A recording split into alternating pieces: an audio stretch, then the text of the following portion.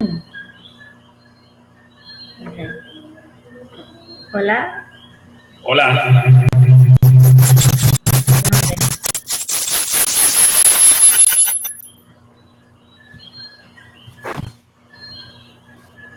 ¿Me ves? Te veo. Falta Laura. Bienvenida. Como creo que el webinar, tú eres la líder con la clave. Ah, yo soy la líder con la clave, ok. Entonces, como tú eres la líder, vas a ver el grupo de gente que está a mano derecha, vas a ver que hay un montón de gente. ¿Quieres preguntar quiénes están ahí? Hay 6 personas. ¿Tú no lo puedes ver? No, porque tú eres la líder. Oh, ok.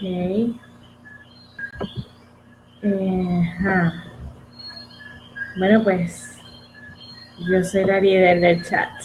So you are the leader. We're going to switch to English because all right. You're going to chat. But what I would recommend to everybody is to please in the chat. So you're going to see on the right-hand side, the chat, put your name and where you are from so that Nerma can start getting familiar. Actually, wait for more people to join. I'm going to start giving you some info. And then so you can see the chat too, right? Yes, I can see the chat. So okay. I am trying to invite Laura, but I don't know what is happening to her. Okay, there she is. There she is. So can you tell me who's there? Me. Let's see. I see here Flor from Buenos Aires, Argentina. Hi, Flor. Daniel from Miami. Nancy from Miami. An anonymous one from Mexico. Awesome.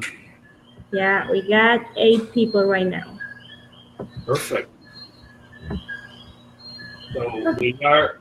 What I'm going to do is I'm going to start by telling people a little bit about Apprentice Worldwide and how we started. So I want to make sure that everybody knows this is our first webinar ever, global webinar, and we're trying new things out. We want to make sure that people connect on a global basis. This is the first time that we do it, so if we fuck it up, I mean, if we screw it up, it's because that's the name of the webinar itself. So hopefully we will be. No, I know who the anonymous is. So we are. If we screw it up, it's appropriately titled. So I want to share with you first where we are at. So Apprentice Worldwide, probably everybody knows, it started in 2014, and it's been around 2.5 years that we've been working together. The team, although I consider it, everybody is part of a big team. We're all in the same team together. It doesn't matter what location we're at. There's also regional teams that get together in the different cities and countries to network and to continue developing their career. And obviously, I'll share more information about that later on. But I want to make a few announcements first. I want to make sure that everybody who's in the apprentice program fills out the questionnaire, and Laura is going to put that information later on in the chat and send it to you. And then the questionnaire has all the questions that you need to have a discussion with the sponsors, with the mentors, so that we can start getting to know each other at a more deeper level. from now to the end of the year, we hope to have everybody around the world hope to have a holiday party. So we'll take a lot of pictures, have a lot of fun. There's a lot of other webinars that we're planning and other events locally by the regional staff, including some corporate tours. Puerto Rico, I know we have a corporate tour happening at Puma Energy and at Reliable. Some people are meeting at Wells Fargo, Miami.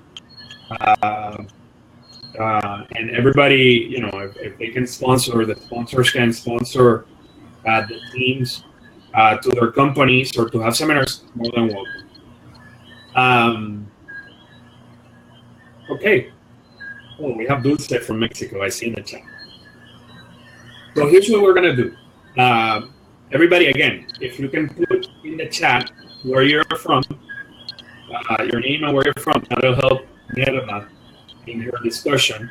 Also, if you have any questions to Nerma or to me, please put it on the questions tab right there on the right. So I appreciate that. And let's kick off. So Nerma, I want to thank you for taking the time to do this from the comfort of your home. And I love your background music, by the way. Yes. For everybody that let me shut up for 1 second. Listen to this. So that is the Puerto Rican national animal, a little frog called a coqui, and they're all over Puerto Rico. Yes. And I love that sound. It's how I grew up and where Nerma is at. So I want to thank you, Nerma, for taking the time today. And I met Nerma probably like a year and a half ago at a conference in Puerto Rico, where she spoke about this wonderful topic of fuck ups. And so I want to ask you, Nerma, first, how did this idea of a fuck up came about? If you can share it with the team. Yeah. Actually, Fck Up Night, it's an event that was born in Mexico, and this guy was like planning an event where entrepreneurs share their mistakes, because everyone talks about the beauty part of being an entrepreneur, and you hear the success stories of being an entrepreneur, but behind that success there are a lot of fuck-ups, and we have to talk about it, because you have to know the history of everyone. So if you are going to be, or you are going to be the next Steve Jobs or the next Bill Gates or whatever very successful people, you have to know that behind that person is a history of a lot of mistakes and a lot of lessons learned before they get to that big success. And they began these events in Mexico, and that events become to go global. So in Puerto Rico, we began to organize these Fck Up Nights in like 1 year ago with other organizations, and Hernan met me in a Fck Up lunch. So it was like a version of the event that we do on the nights in the Chamber of Commerce convention. And I was there talking about my mistakes in front of like 200 people, or I don't know how many, but it was a lot of people. And usually in the Fck Up Nights, you talk in front of about like 50 people. So I was like, what I am doing here? But here we are sharing what all the lessons that I had learned in my career. And at the end, I will say that that lessons or that fuck ups were very important, because if I didn't have that experiences, I could never be could have what I am having right now. So right now I managed to found a nonprofit organization that is called Centro para Emprendedores, or Center for Entrepreneurs. And we founded because I saw the need of a place for entrepreneurs that understand the journey of being an entrepreneur. Because when you decide to start a business, it's a decision that you make because something in your life is not functioning. You're not happy in your work. You don't earn enough money. You have certain problems, and usually that's the reason why you decided to start a business. So in that recognition, because when I started because I was struggling. I was in work. I got a kid. He was going to school, and the money it was not enough. So I have to make a decision if I want a better quality of life for my family, for my son, for me. So that was the beginning of my journey. So I was struggling, and when I was looking around, everybody talks about the idea, the business, how much money do you have to start, that you have to have this research and all that things that at the end of the day, that's not real. That you start with whatever you have. You don't usually have the time to plan to start. So you don't usually prepare for what it means to have a business in real life. Because in the university, they don't tell you how is this, they don't show you, they don't prepare you for this. They prepare you to work for other people, to work for already established business organizations. So how do you start from scratch? Nobody told you how to do that. And that's if you haven't do that, you are going to commit mistakes, and that's part of the process.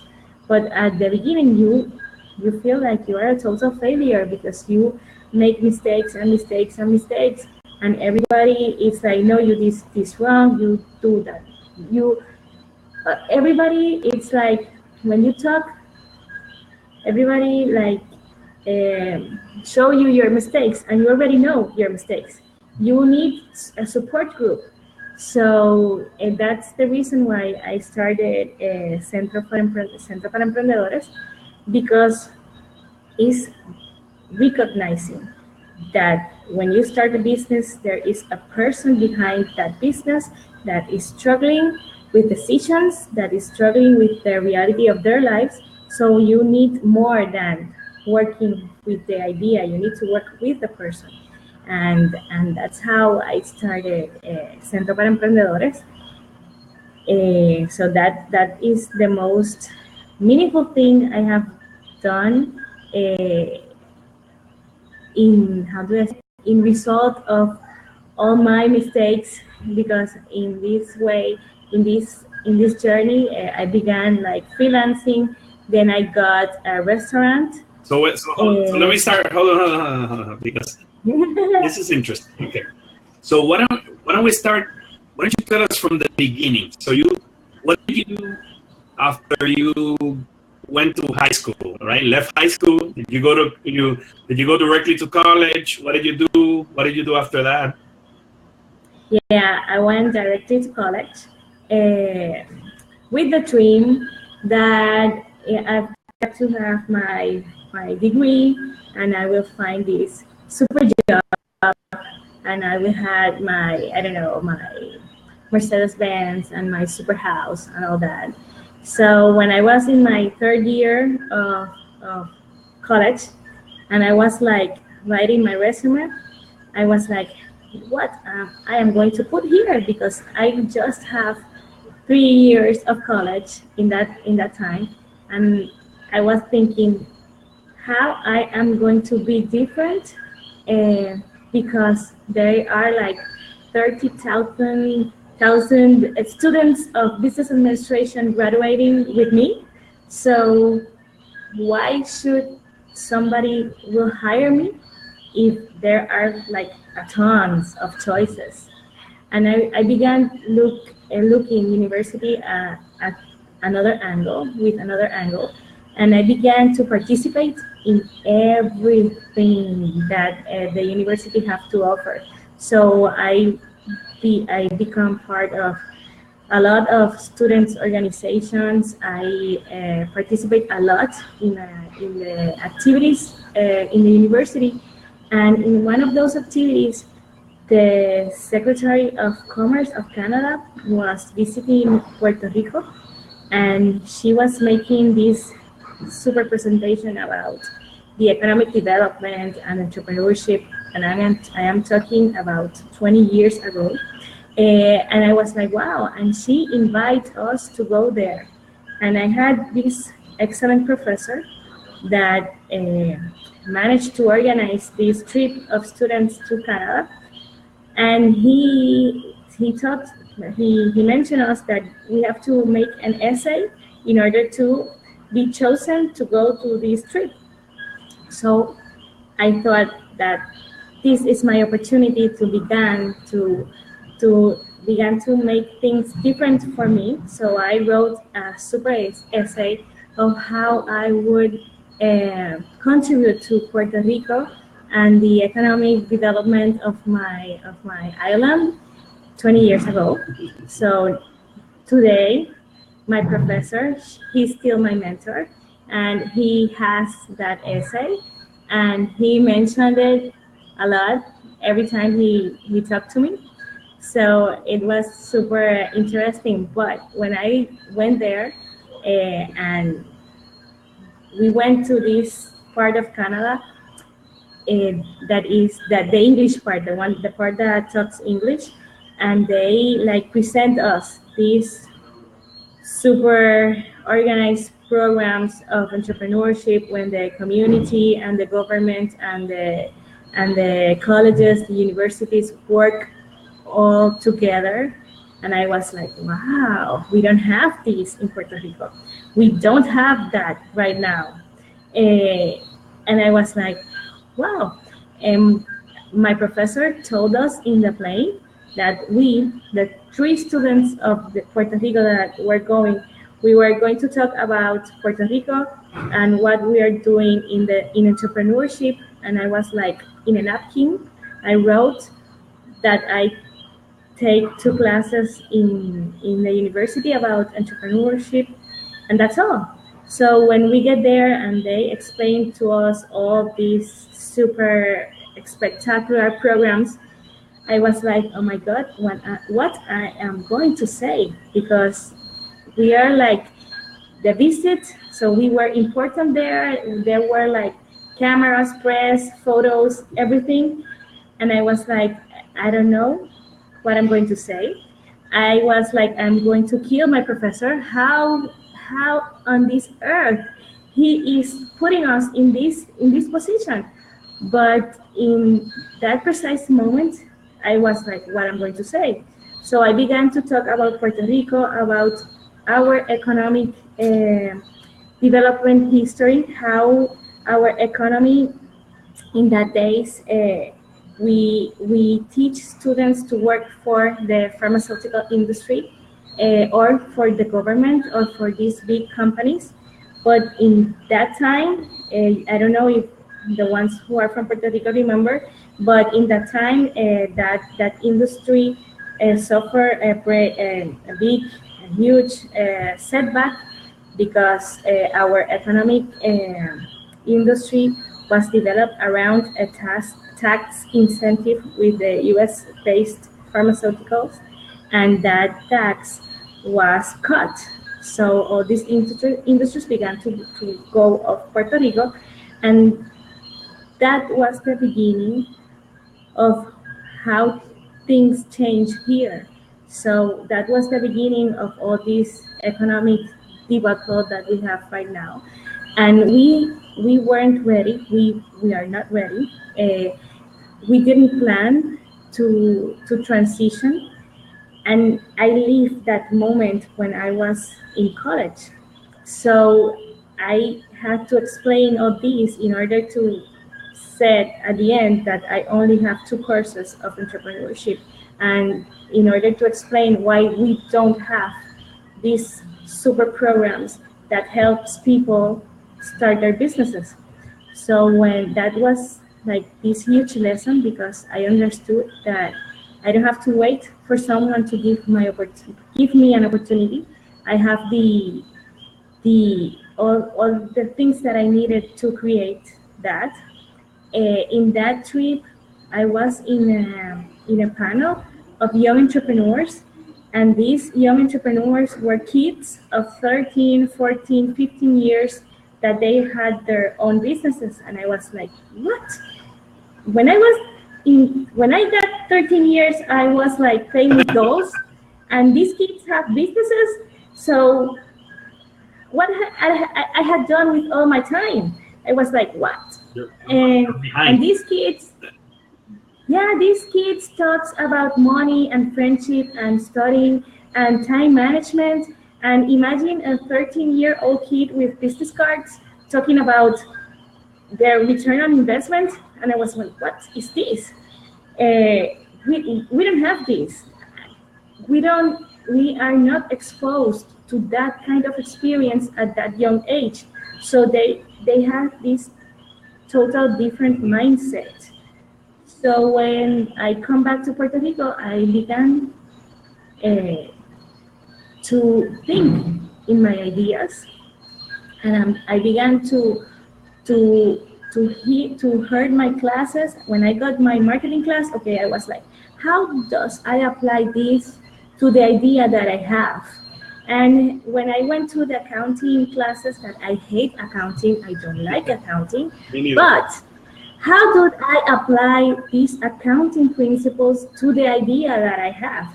And even though I admit that I hate accounting, I know that it is very important to understand it. So I don't have to make my numbers, but I have to understand, and I have to have the structure to get that in place.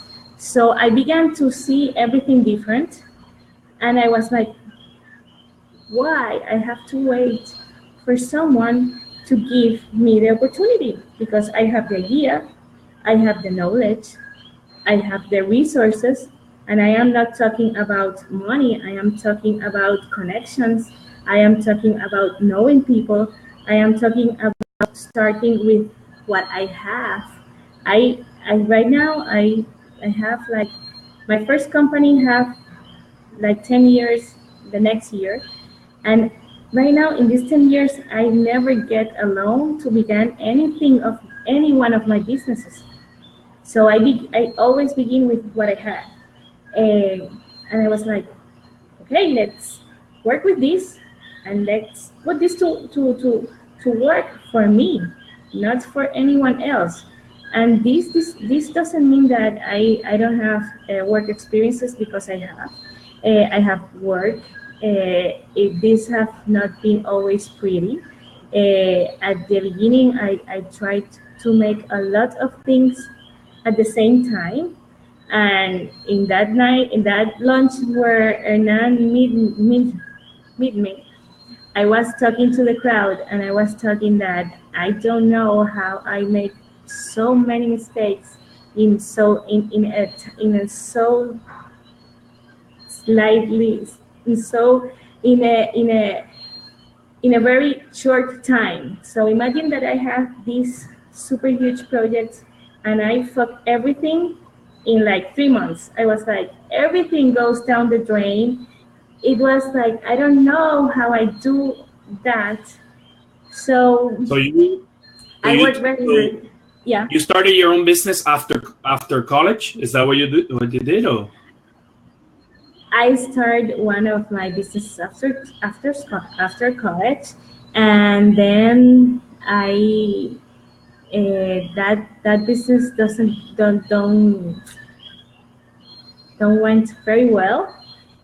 So I began to work, but I got this inside of me. So I was like, okay, what I am going to do next? And what was the business? The business was I made school agendas for students of high school, and the agendas had have like advertisement, and we went for we went to schools and we talked to 11th graders about the importance of time management and what happens with you when you graduate, and all the things that you should do in college. So at the end of the presentation, we present them this fundraising plan with agendas. So in order when they got to the senior year, the first activity that they do was selling the product that we gave to them. That it was the agendas. It was very beautiful, the project. The first year we sold 1,000 agendas. The second year we sold 3,000. The third year we sold 5,000, and it was a mess because the first year I produced in Puerto Rico, the second year I produced in Colombia, and the third year I produced in the in Dominican Republic. And when you make business out of your country, you have to know a lot of things. So when I made business in Colombia, it was very easy, by the way. And the printing company that I had there, they quote the project all shipped to my house. And I thought that that would be the same every time. When I make business in Dominican Republic, they quote the product in the port. So I have to take the product out of the port. And that was the messier thing that I had done. Because when you got the product in the port, you have to have someone that make all the transactions there, and I didn't know that. So the product was there like for 3 weeks. I was behind for a month. Right in that precise moment, I had like the agenda, I had the restaurant, I had the consulting area, and I thought that I had all in order, but I didn't have all the control system for doing that. So I had a team, but I didn't know how to manage it. So when I thought that everything was all right, there everything was not all right. So it was like a big mess because I almost lose everything because like 5,000 agendas. Imagine my dining room, my rooms in my house with boxes and boxes and boxes and boxes of agendas. My car, it was awful. And I decided that I am not going to do that anymore because it was a very time sensitive product. And if you don't have the control of all the chain, it's very hard. And no, I was like, I am going to do something that is less stressful for me. So I decided to shut down that project to understand what were the decisions that I made wrong, and basically it was the lack of control. Control, control, the measurement, the I didn't like meet every week with my team. I thought that everything was done and I didn't check. So that kind of thing, I didn't do it in that time, and that taught me a huge lesson. So right now I am much more methodical, more detail oriented in that sense because it was awful, horrible. So it's, I mean, obviously as a woman entrepreneur, without any help at all. And and you had mentioned, well, obviously I met your son. How did you how did you transition, right, from that business that you had into your, because I know you still do consulting, and so you have your own business obviously and a center for entrepreneurs. So what happened in between that and there, and how did you, because I mean, Well, obviously you're a successful woman, right? yeah, I think so. Well, when people see No, successful people, they, like you said, they think everything is perfect, right? And that's why we wanted I wanted you to share your story, because I think it's fascinating. yeah, yeah. I always say that it's not how you fail, it's how you stand up.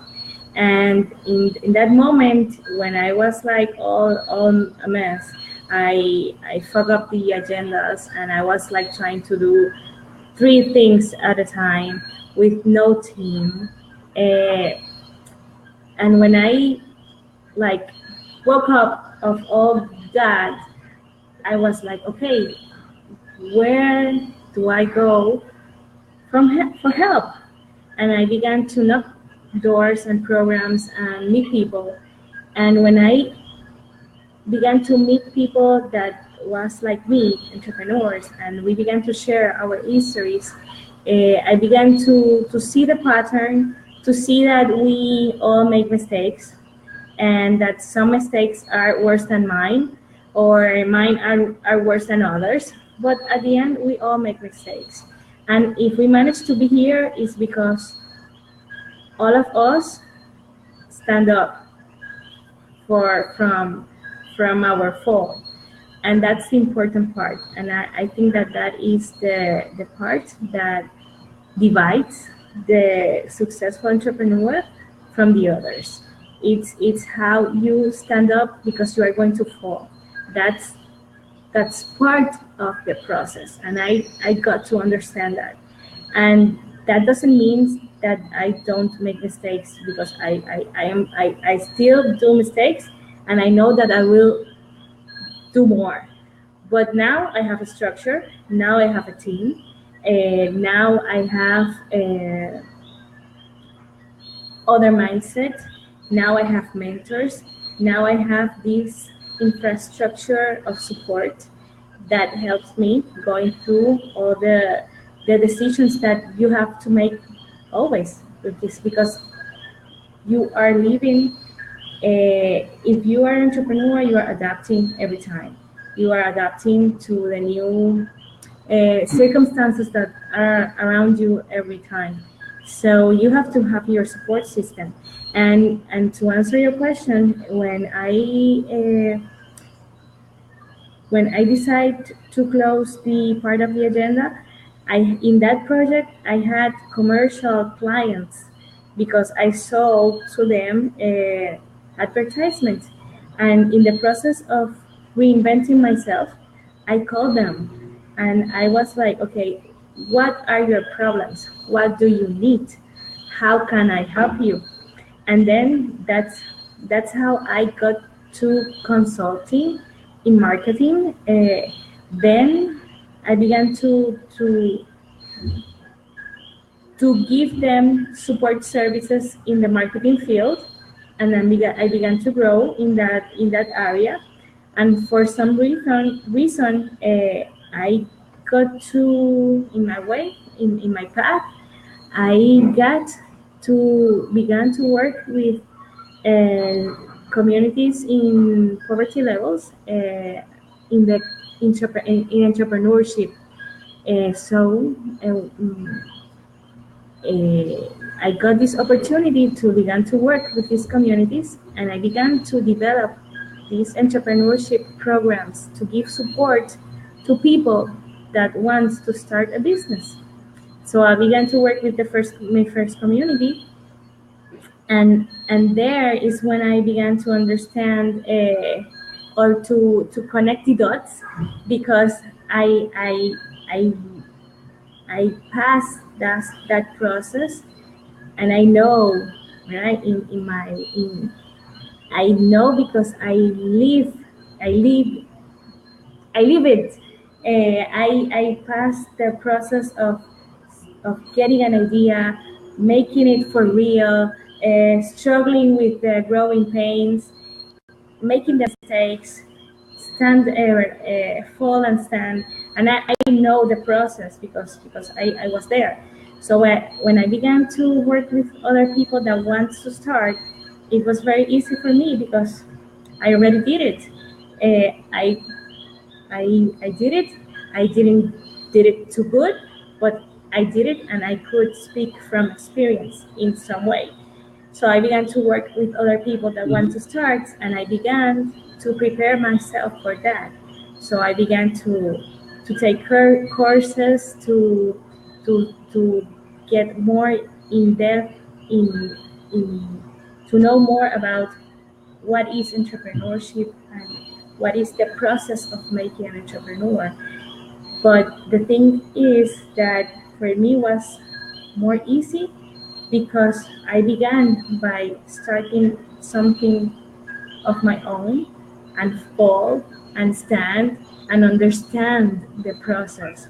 And that's the difference our methodology because it comes from experience. So I began to work with communities, and then for some reason all the other things or all the other projects that came along were for helping people. So from communities of some of very poor communities, I began to work with artists in the Conservatory of Music. So I work with musicians. It's very interesting how you explain business to a musician or an artist. Then I began to work with techs, and techs are like artists because if you develop a program or you're a coder, you're some kind of artist. So it's very alike those communities. So I began to work with techs, with coders, and with women. I had the opportunity to work with the Women Entrepreneurship Institute here in Puerto Rico for some time in this process where I am like preparing myself to have more experience in helping people. So I decided to work for the Women Institute, and how do you say it's the Women Entrepreneurship Institute. We have one here, and then I work with some economists because I want to understand more profoundly finance. Then I decide to start again by my own. So in that moment, I start freelancing again, and in 2012, I founded Centro para Emprendedores. So we are going to have our 5-year anniversary now in 2017. So we are very happy for that. That's excellent. So yeah. Tell me, so obviously you had many opportunities that have come about. What made the difference in you wanting to work for yourself or work for a company? Because obviously a lot of us, because we want the security or the experience, we plug ourselves into a company thinking that everything's going to be perfect as well. And I'll share later on a little bit of my experiences. But in your case, why did you decide to do it on your own versus working for a company that gave you access to other things? Because when you are a mother and you have sons, a company environment is not so mother friendly, and I need flexibility. and that was my primary reason. And every time that I was like looking for a job, I was like, how I can't handle that, because I have some personal circumstances that doesn't allow me that. So I began to prepare myself to be an expert in my field, because if I am an expert, I have leverage, and when I have leverage, I can has this flexibility that I need to work with my personal things. And for me, that was the reason. It's very important, and I always talk to people, and when I'm talking about that part, it's like, what or why is that you are doing this? You have to have some reason, and the reason is very important. For me, it's my son. For other people, it's because they are not happy or whatever the reason that you choose, but you have to have a reason, because when you fall, the reason the reason is the thing that keeps you going. So when I fall, I was like, okay, in no other place I can have the flexibility that I need to be part of my son's life.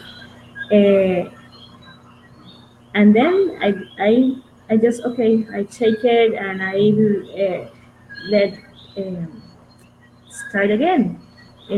But Yeah. for me, that was the reason. It's I need time, and if you don't have, like, I live in San Juan area, and my family is not from San Juan, and if you don't have that support system, you have to do it on your own, and it's not so easy. Interesting.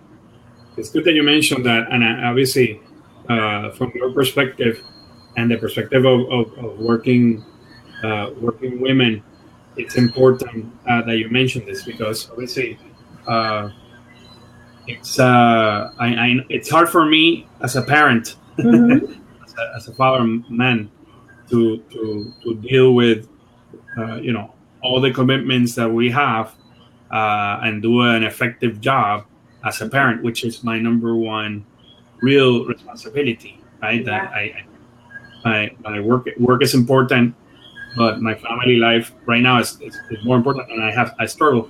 I imagine, obviously, the not imagine, I know for a fact that it's so difficult to balance all these things out, and I have many friends, actually some that are here in the group, that are moms, that are managers of their businesses, Mm-hmm. managers of other people's businesses, and they still make it happen. And I appreciate you making that comment. Nerma, what's the thing that you would change, from what decision did you make that probably you would say, crap, if I can do it again, I would do this differently? What advice would you Hmm. give yourself? I think right now that I had to learn those lessons. So I didn't, I don't change anything right now, because definitely I am 100% sure that if I had didn't make those fuck ups, I could never be managing what I have now, ever. Because I had to learn to make decisions. I was not a very good decision maker.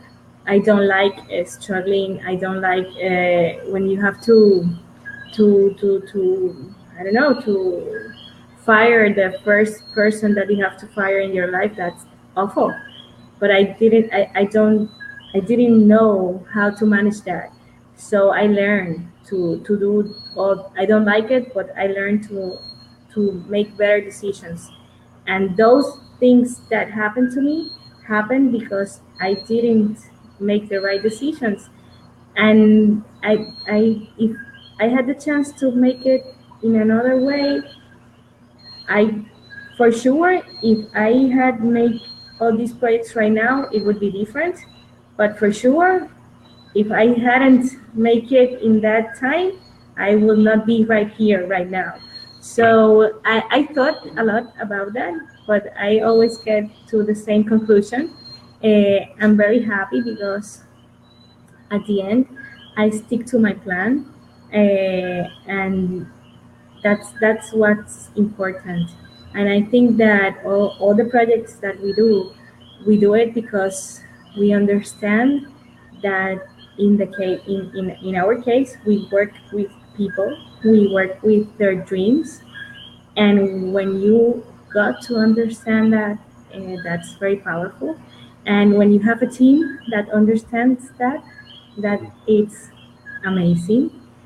So I learned to appreciate and to value the people that works around me, because they don't work for me, they work with me, and that's different when you learn to think that way. At the beginning, when I was like, I was there, I saw like, oh, you are my adversary, or my competition, or all those things. And right now, really, from the bottom of my heart, I don't see competition. I see colleagues. I see people who I can work a lot of projects with different point of views.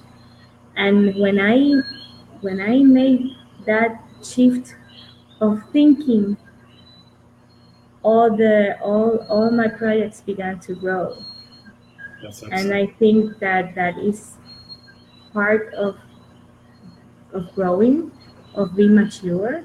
I began very young in this career of being an entrepreneur, and I think that that is part of, of growing up, and understand that even though we are young, because we're still young, we don't know we don't know everything. And I think that some mistakes that we make because we are young is that we think that we know everything, that nobody that we like we don't value the experience of the people that are around us, and we don't listen. And I understood that, so I listened, and I value the people around me that has more experience than me. That I want people around me that have more experience than me. By the way, I'm not paying you to say that, but but it's important that you say that, because that is one of the reasons why we do what we do, in our organization, which is really a 100% volunteer-based organization, and the people that are sponsors are all giving of their heart, of their time, to help other people succeed, with no interest but to help. There's no return on investment, but the true return on investment is their happiness and their fulfillment, and that's why I think that your story is one to remember, because you were there, right? You were there, and your mentor, and I took note here of your mentor that gave you that opportunity, Yeah. and that put you in that difficult situation. And sometimes, I ask some of the people in our program, I tell them to do something, and to trust me. And it's so hard for people to trust, because you know it all, right? Mm-hmm. You know everything. Yeah, but I have the opportunity to work with very young people, and the experience that I had lately is that they don't listen. You have to listen. You have to respect the experience of the people, because somebody was there before you, Mhm. and that is important. And at some point, if I have been able to stand up, it's because I listened. It's because I had the time to understand what was that I made wrong. I had the time to apologize because when you fuck up and you fuck up with other people, and you have to apologize. And that that is an important part if you are going to succeed. So right now, I could say that all of those things happen for a reason, that I really learned my lesson, that right now I really listen, that I always look uh, for my mentors, that I don't just have one, I have uh, uh, two or three, that I look for them because it's it's not the job of the mentor to call me. It's my job to call them. It's my job to say, hey, I want to have a breakfast with you. Hey, I want to lunch because I want to talk about some things, and they are there. They have the time, or they make the time, but they make the time because I ask for it. They are not there like waiting for me. When I ask, they make the time for listening, and that is important. And I think that right now that's the thing that is helping me to keep growing, to to have more interesting challenges, and more interesting and more important challenges, because in the if you are growing, you face some new things. So right now we are growing, not only in the Centro para Emprendedores. We made some interesting decisions because some things were not functioning in our business model. Even though it's a nonprofit, you have to have a business model because the organization has has to survive with money in some way. So it's it's like a business with purpose. So in our business model, we have some things that were not functioning, and we uh, took some very good decisions. So now we are growing in the centro and in other projects, and I need my mentors because this is totally new for us, and it's very exciting. But right now, I think that the most important lesson that I got from all those experiences is that I have to listen. It's that I have to get help because I don't know everything. That is good to make questions, and it's good to make questions to the right people. And sometimes we think that people are unreachable, and that having mentors or successful mentors are not possible because you are not so successful or not successful enough to reach those people, and that's totally not correct. So I think that that's one of the most important lessons that I had, and learning that allowed me to grow in all aspects. Nerma, I want to tell the people that are listening that if you can, if you're in your computer, there's a tab to the right that has this is how you go. It says questions. If you want to ask any question to Nerma or myself, feel free to add it there. And or if you are in your phone, send me a WhatsApp. We'll stay on for a few more minutes after to answer some of the questions.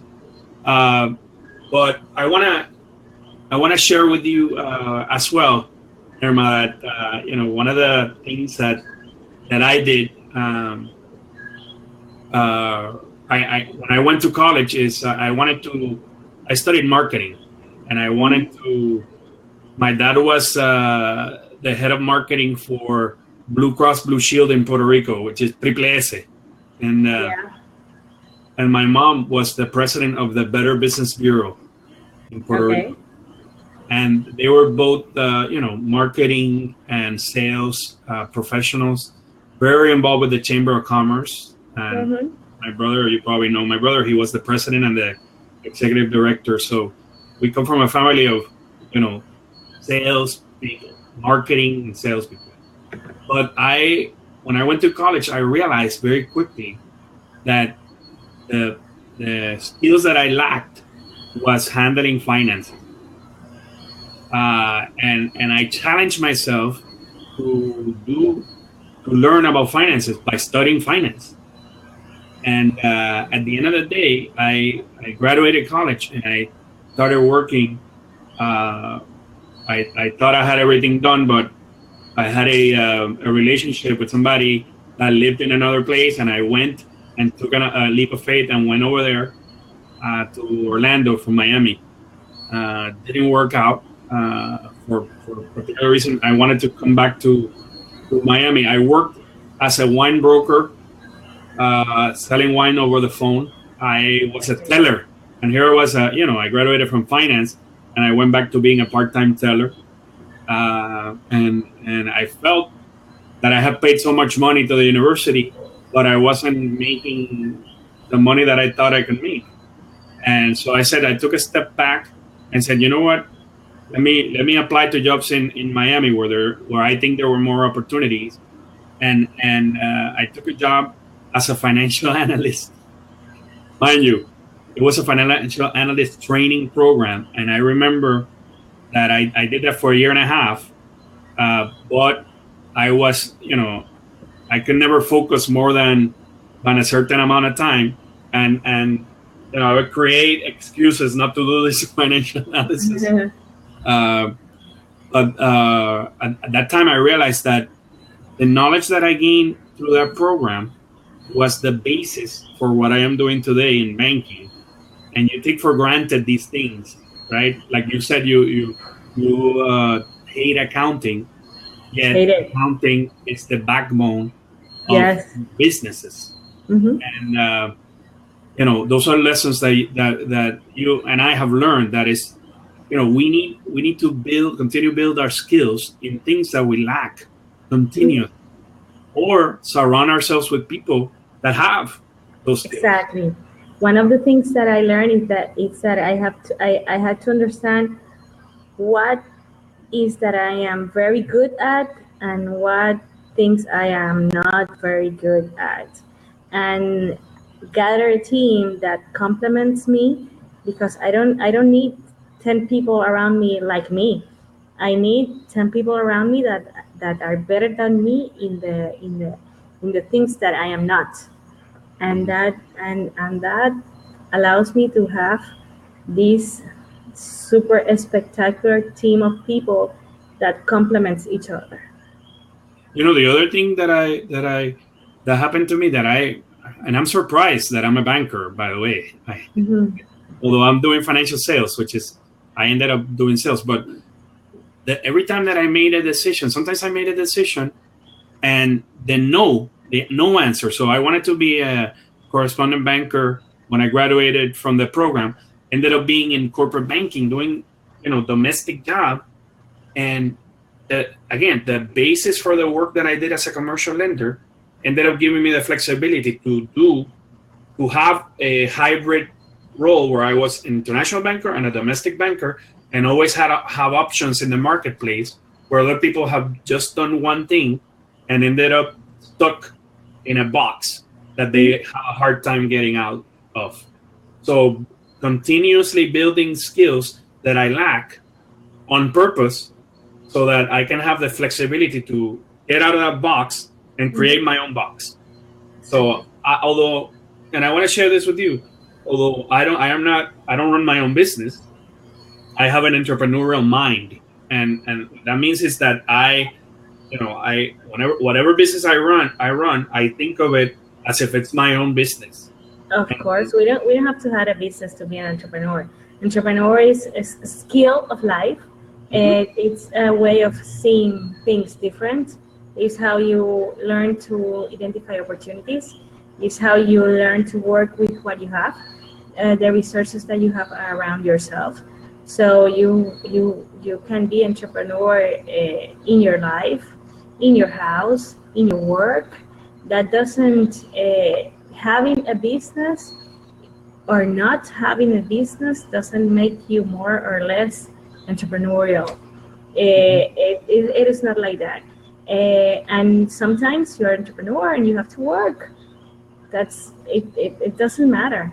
The things that matter is how you seize the opportunity, how you work toward the big plan that you have. And sometimes in that big picture, you have to work a little bit for someone else. That's okay. Or that is part of your plan because you have to gather some experience. So that doesn't matter right now. Or sometimes it's part of an alliance that you have. I don't know. Working or not working with somebody else or for someone, it's a matter of how you see it. I always thought that I never work for anyone. I work with you. And when I was in a working environment, I don't care how my boss would see it. It's how I see it. I work with you. And if you don't work with me, when we have a problem, so I would find something else. Right now, in our process that we are like facing in our companies that we are growing, I took a decision. Right now, I took a project for one university. So I'm working a project in a university, very interesting, but it's part of strategic alliances, it's part of the big plan, it's part of the big picture. So sometimes it's part of the plan. Así que it doesn't matter. Pa'lante. Pa'lante, exacto. So in respect to the time allotted, we said we are going to be till 9:30. I'm going to give one or more minutes for anybody else that wants to ask a question. In the meantime, I want to first thank you, Nerma, because you know what you do every day is helping people out, and it's you know, there's no greater satisfaction than helping other people, and you know, I know that for a fact. And allowing for that, you know, sometimes people think it's all about the money, and the reality it's about being happy, doing what you love, and finding your passion and going for it, right? Yeah, I know, and yes, but it's about being happy and learning how to earn what you need to live how you want, doing what you love. Exactly. That's the part. That's the interesting part because balance. sometimes we I don't know, we confuse doing what we love and sacrificing the money part, and that's not good. That's it. That's important. That's important. Yeah. Well, again, I mean, if Yes. desire is certain things, and you put yourself a goal, and you work towards a goal, that's great. I mean, obviously, I make a little more now than I make when I started. Yet, you know, it comes at a price as well, no? Yeah. So I have bigger responsibilities. Right? I know some of the people here are managers and general managers that are running their business. You know, yes, they make a little bit more money, but they have a huge responsibility, and they have, you know, people that report to them, and their livelihood depends on the decisions that the person makes. No? We have a question in the chat. It's Danny. from, I think it's Daniel, right? Danny. Uh-huh. Danny. Thank you for thank you for listening. The question is, yes, it is important to go to events. I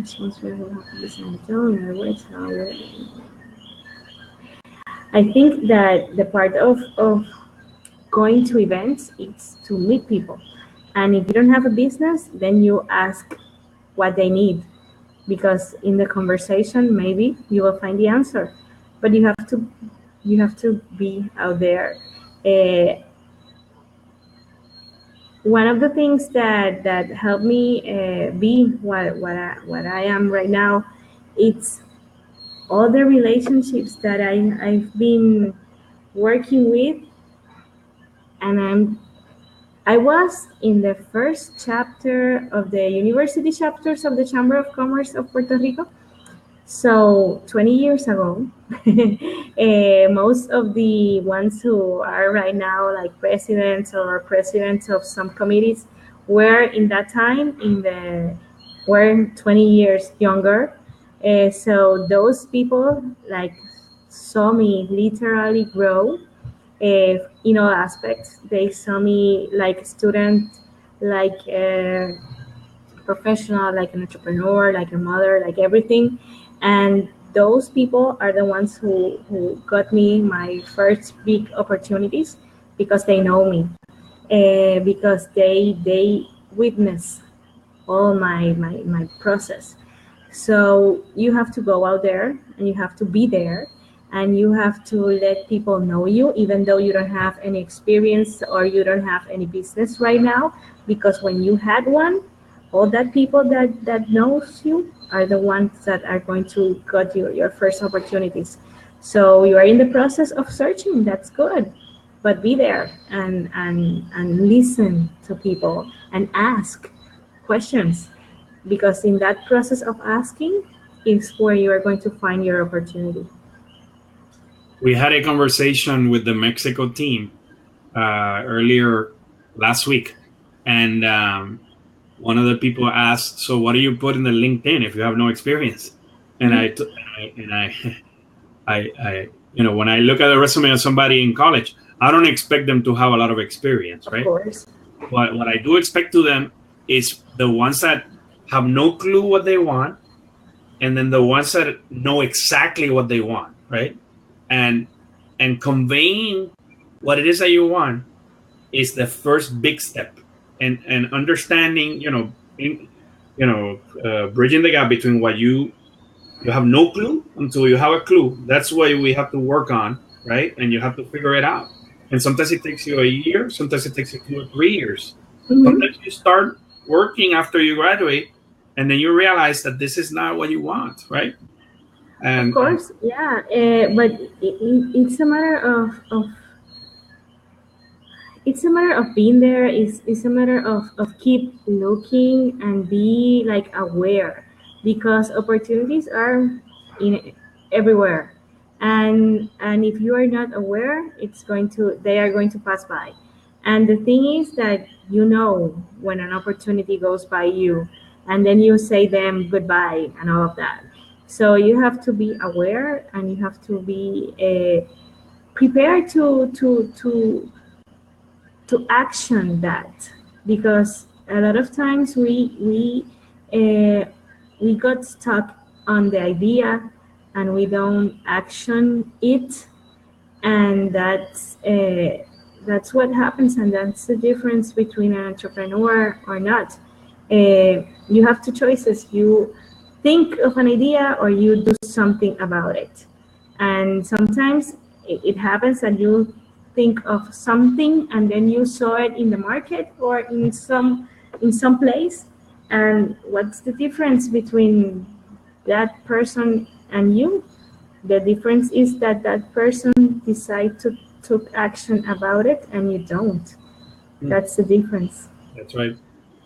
And then if you have a need, so Danny, what I used to do, just to share my experience, when I started in working right after college, one of my bosses was the president of FIBA, the Florida International Banking Association. Mm-hmm. And I was 23, 24, and I would show up by myself to these events. Guess what? Out of the 6 jobs that I've had, 4 of them have been recommended by some of the senior executives in that organization that just saw me as a young guy that wanted to to move forward in banking. They just saw my raw skills, right? Mentored me and said, you know what? They told their friend, hey, you need a guy that's highly motivated, ready to lead, right? Here's the guy. And that's what I think this is what we have here in Apprentice Worldwide. We have the common thread is, there's two things. So the sponsors, they want to help young professionals succeed in business and in life. Huh? And the young professionals, they're highly motivated, right? Highly motivated, ready to lead, ready to take the next step. And you'll find that to be the common thread amongst the people. If not, you wouldn't be part of our organization, because obviously we need that. That's the raw material, is your motivation and your commitment. If you lack motivation or commitment, talk to us, okay? We'll help you get it, because obviously some people, and you mentioned something interesting too, Nerma. You were the one that reached out to your mentors, right? Yes. So I don't stop reaching out to them, because I want them to realize that the people care about them, right? Most importantly, the people that care about them, that there's good people that want to help out. But it is true. At the end of the day, we can make it all available to you, and if you don't take advantage, that's I always say that we can open you a lot of doors, but if you don't come in, I can push you. It doesn't work like that. We can push you to go. You have to go in, and if you go in, there's a lot of people that it's going to help you. Well, right now we have 80 mentors around the world that all they want is to help out, and I'm sure that people have met 10 of them or 15 of them, and they haven't met the other wonderful people that are part of the program. If I would be part of it, if this program would be available to me when I was in my 20s, forget it. The first thing that I would do is meet everybody, get on a plane, meet other people, go to other cities, make it happen. And I would, it would be a different story, but a good story. Nerma, again, I want to thank you for taking the time. This is our first. I'm making history with you. That's super. Awesome. I'm excited. Awesome, yeah. You'll be the first. I also want to share something with you, and if anybody is in the computer, I'll try to share. I'll try to share the link. But if you go to Apprentice Worldwide, I'm actually going to type it here. Let's see if I can type it here while I do this. It's apprenticeworldwide.com, right? That's our website. .com/fundraiser. And I'm going to talk to you about that because I don't know if you probably saw my postings, but